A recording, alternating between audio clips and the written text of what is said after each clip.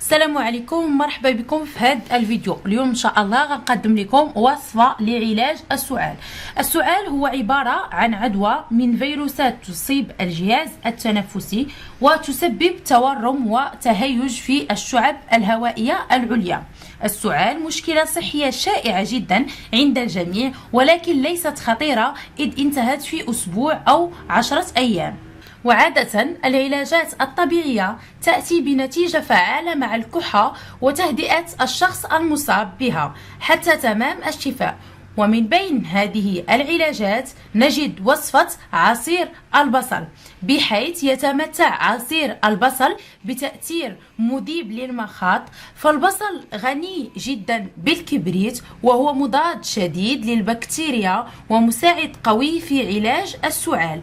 بالنسبة للمكونات التي نحتاج في هذه الوصفة، نحتاج إلى ملعقة صغيرة من عصير البصل وإلى ملعقة صغيرة من العسل. بالنسبة لطريقة تحضير عصير البصل، يتم بشر بصلة متوسطة الحجم، ثم نقوم بتصفيتها للحصول على عصير البصل. بالنسبة لطريقة تحضير هذه الوصفة لعلاج السعال، نحتاج إلى ملعقة من عصير وملعقة من العسل.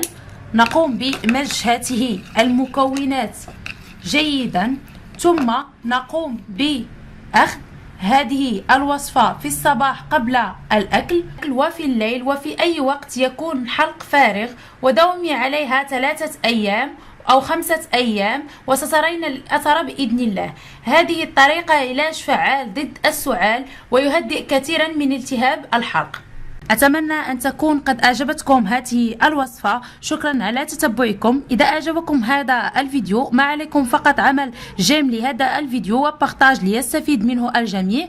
يمكنكم الاشتراك في القناة للتوصل في جديد القناة، وذلك بالضغط على زر أبوني. شكرا على تتبعكم. للمزيد من الوصفات زوروا الموقعين chefmariam.com، أيضا موقع shewati.com. إلى اللقاء، إلى فيديو قادم وحلقة قادمة بإذن الله.